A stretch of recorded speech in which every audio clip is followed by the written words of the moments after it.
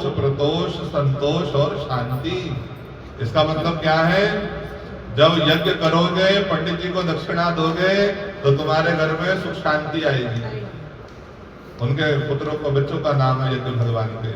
और जो तीसरी कन्या प्रसूति मैया है, उनका विवाह हुआ दक्ष प्रजापति के साथ। दक्ष प्रजापति को प्रजापतियों का अध्यक्ष बना दिया गया, सृष्टि के विस्तार का काम दिया, बहुत सारे बच्चों को जन्म दिया।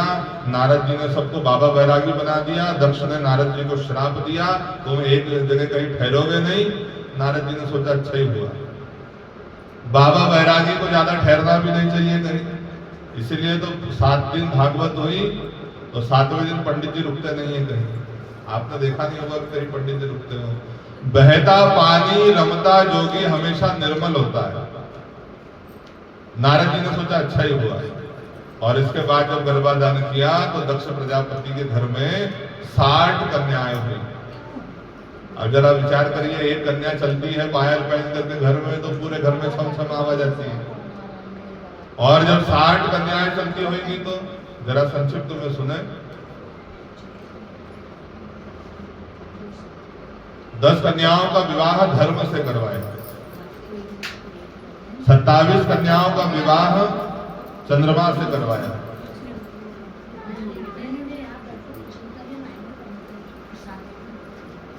स्वाहा नाम की कन्या है, उसका विवाह अग्नि भगवान से करवाया। इसलिए तो जब यज्ञ करते हैं तो आहुति डालते तो स्वाहा बोलते हैं।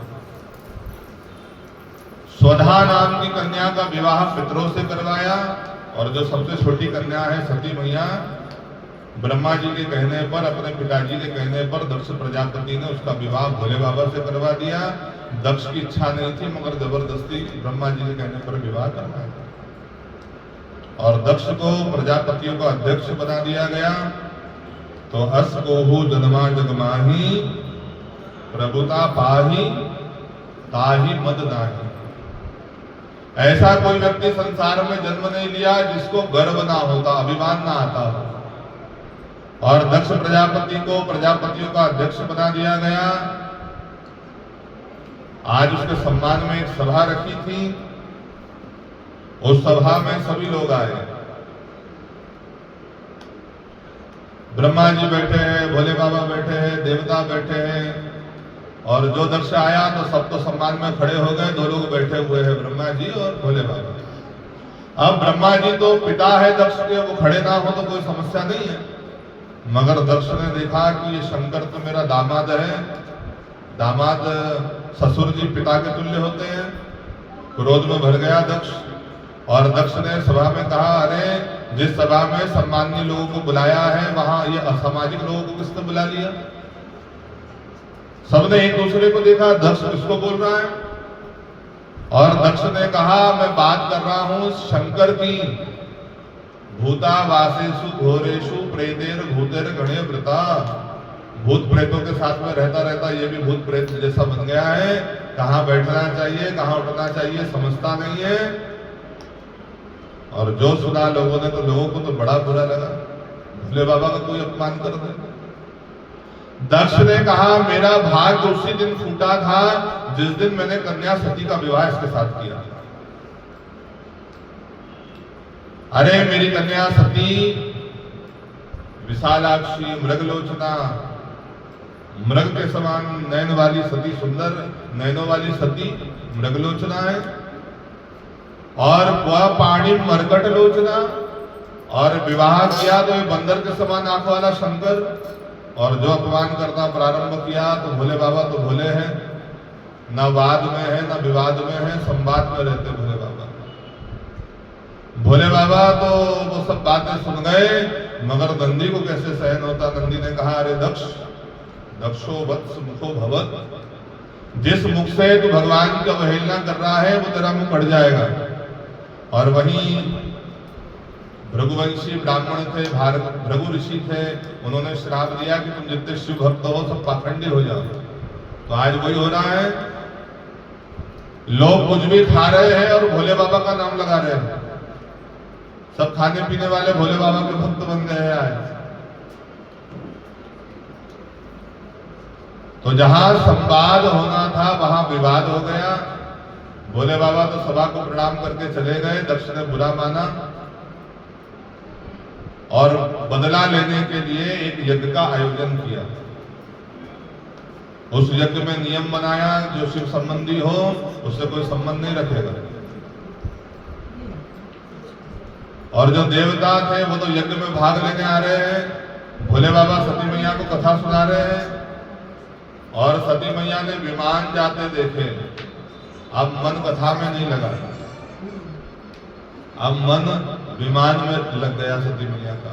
किसी से पूछा तो बताने वाले ने बताया कि सती मैया आपको पता नहीं है, आपके पिताजी के घर में यज्ञ हो रहा है।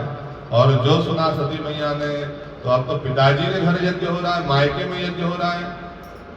तो सती मैया आकर के भोले बाबा के पैर दबाने लगी। भोले बाबा ने पूछा सती क्या बात है? तो सती मैया बोली बाबा हम पतिव्रताओं का धर्म है पति की सेवा करना। भोले बाबा बोले आज ज्यादा ही पतिव्रत धर्म निभा रही है आप, क्या बात है? तो सती मैया ने बताया कि बाबा जरा आप खोल करके देखिए विमानों को, ये विमान आपकी ससुराल जा रहे हैं। जरा भाषा शैली देखिए सती मैया की। सती मैया ने कहा बाबा आपकी ससुराल में आपके ससुर जी ने यज्ञ का आयोजन किया है। और वैसे माताएं जब मायके की बात करें तो बड़ी अकड़ के करती है।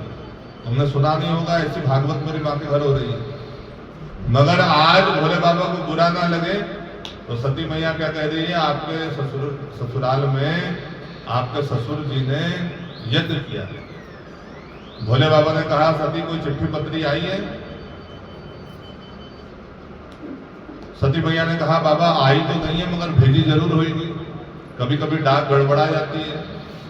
आज भोले बाबा को वो प्रसंग सुनाना पड़ा और भोले बाबा ने कहा देख सती मेरे खड़े होने ना खड़े होने पर तेरे पिता ने बुरा मान लिया, सभा के बीच में मुझको गालियां दी, मैं तो सहन कर गया मगर तेरा स्वभाव मैं जानता हूं तो सहन नहीं कर पाएगी, तूने जाना मत, वहां जाने से कोई भलाई नहीं है। सती मैया बाबा को समझाने लगी, भगवान समझ गए। भोले बाबा ने बताया देख सती आवत ही हर्षे नहीं नयनन नहीं स्नेह, तुलसी तहा न जाइए चाहे कंचन बरसे मेघ। जाना आना कहाँ जाना चाहिए? जहां जाने से लोग प्रसन्न हो जाए, कह रहे वाह आप आ गए, आपके बिना तो अच्छा ही नहीं लग रहा था। और नहीं तो हम प्रेम में चले जाए और सामने वाला देख करके मुंह बनाए कहाँ मन में बोलेगी कहाँ आ गए। उनको देख करके अपना दिल जल जाए, अपने को देख करके उनके दिल में आग लग जाए, ऐसी जगह नहीं जाना चाहिए चाहे वहां सोने की वर्षा होती है। और सती भगवान समझ गए भोले बाबा की होनी बड़ी बलवती मालूम होती है। इसके पहले सती चरित्र में वो चर्चा भी आती है, एक बार त्रेता युग में आई मगर अब उतना समय तो नहीं है अपने पास। तो भोले बाबा समझ गए कि होनी बड़ी बलवती मालूम होती है। और भोले बाबा ने कहा होई वही जो राम रुचि, वही होएगा मेरे भाई बहन जो भगवान ने देखा।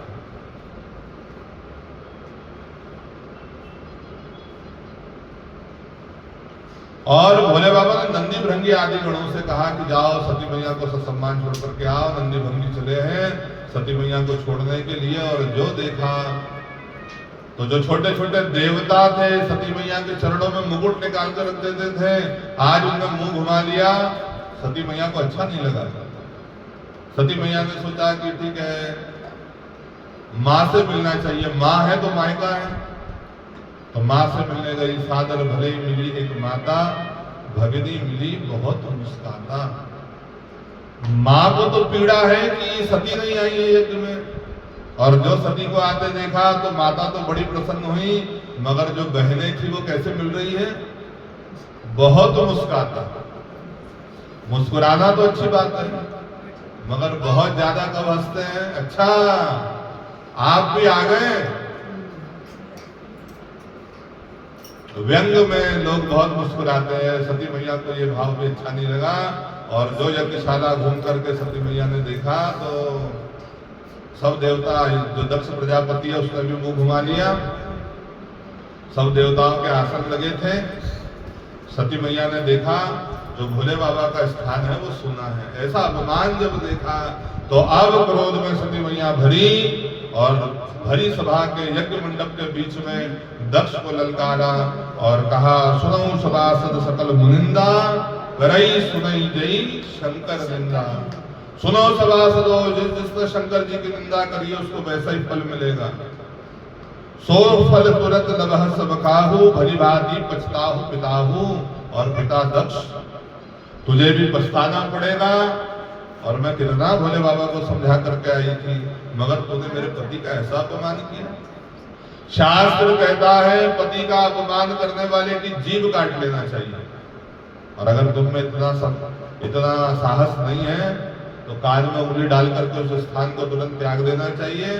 सती मैया बोले, दक्ष, ना तो मैं तेरी जीभ काट पाऊंगी क्योंकि तू मेरा पिता है, और ना मैं यहाँ से कान में उंगली डाल करके वापस जाऊंगी, क्योंकि अगर वापस जाऊंगी तो भोले बाबा कहेंगे, आओ दक्ष कुमारी, तेरे नाम से मेरा नाम जुड़ा रहेगा।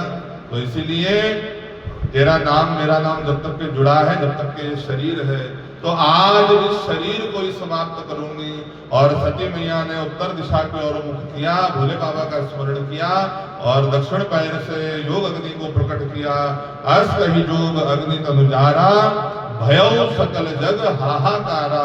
और सती मैया तो जल करके भस्म हो गई और सभा में हाहाकार मच गया। नंदी भंगी ने विरोध किया तो दक्ष प्रजापति के कहने पर भृगु ऋषि ने तुरंत रक्षोहण मंत्र पढ़ा और कृत्याय प्रकट कर ली। कृत्याओं ने मार करके नंदी भृंगी को भगाया। और जो नारद जी ने समाचार सुनाया तो भोले बाबा बताया कि अब सती मैया इस संसार में नहीं रही। बताया कि नंदी भृंगी को भी मार करके भगाया है। तो भोले बाबा को तो बड़ा क्रोध आया और भोले बाबा ने अपनी एक जटा खोल करके घुमा करके पिछाड़ी और उससे एक गण प्रकट हुआ, वीरभद्र। वीरभद्र ते ही कोप पठाए, वीरभद्र प्रकट हुआ। किम करोमि महाराज, क्या करूं? दक्ष सयज्ञम जही, दक्ष को उसके यज्ञ के साथ समाप्त कर दो। और अब तो नंदी भृंगी गण जो पिट करके आ रहे थे वो उन्होंने देखा कि हमारे महाराज आ गए हैं वीरभद्र। भोले बाबा के समान स्वरूप है वीरभद्र का। और चले हर हर महादेव की ध्वनि करते हुए और यज्ञ मंडप में जो आहुति दे रहे थे उन्होंने देखा कि यज्ञ मंडप हिलने लगा। एक दूसरे से पूछा क्या हो रहा है? तो कोई बोला कि लगता है शाम का समय हो रहा है तो हजारों लाखों गाय चर करके आती है तो जरा धूल उड़ती है। तो बोले नहीं नहीं भैया, गाय चर करके इधर नहीं आती है। दूसरा बोला हो सकता है कहीं लूट पड़ी होगी, डकैत दौड़ते होंगे, उनके पीछे राजा के दूत दौड़ते होंगे। तो दूसरा बोला नहीं नहीं, राजा प्राचीन वही का राज्य है, अभी लूट नहीं हो सकती, बड़ा कठोर शासक है। कोई बोला कहीं प्रलय तो नहीं आ रहा है, और किसी ने बोला प्रलय तो नहीं आ रहा। उसी समय वीरभद्र भूत प्रेतों की आवाज आई, नमः पार्वती पतये हर हर महादेव। और भूत प्रेतों ने यज्ञ मंडप को जहां भोजन बन रहा था भोजनशाला को घेरा। और भूत प्रेत तो भूत प्रेत है। जो देखा बड़े बड़े कुंड में रायता बना था तो पलटा दिए, रायते के सब्जी के बड़े बड़े कुंड पलटा दिए। हर हर महादेव। देखा एक कुंड में खीर बनी थी तो खीर के कुंड में डुबकी लगा करके हर हर महादेव। यज्ञशाला की बलिया उखाड़ दी। और जो देवताओं ने देखा तो देवता तो समझ गए कि अब भूत प्रेत आ गए हैं, भागना पड़ेगा। भागे तो भूत प्रेत बोले जब यज्ञ में भाग लेने आए हो तो भाग लेकर के भागो, बिना भाग लिए कहां भाग रहे हो।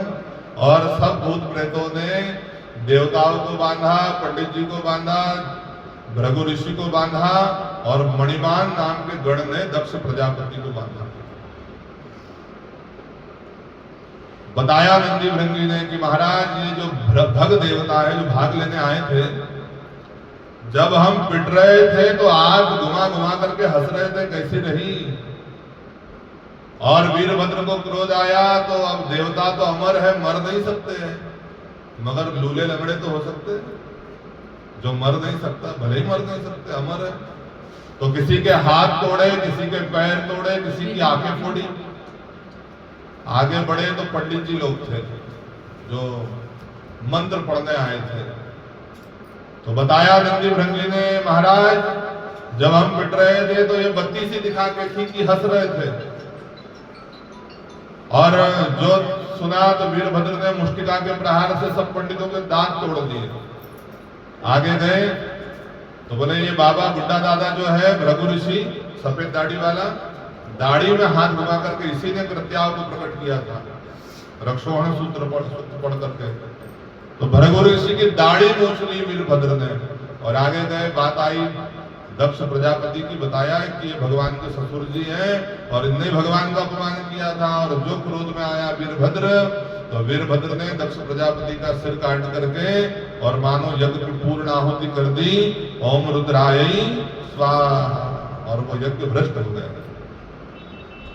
सब देवता ब्रह्मा जी के पास गए, ब्रह्मा जी विष्णु जी को लेकर के भोले बाबा के पास गए, और ब्रह्मा जी ने बताया कि भगवान ये भाग लेने गए थे, इनको तो भागवाद कुछ मिला नहीं, इनका खुद का भाग चला गया है। तो भोले बाबा ने उपचार किया। भोले तो भोले हैं, तो बोले देखो जो देवताओं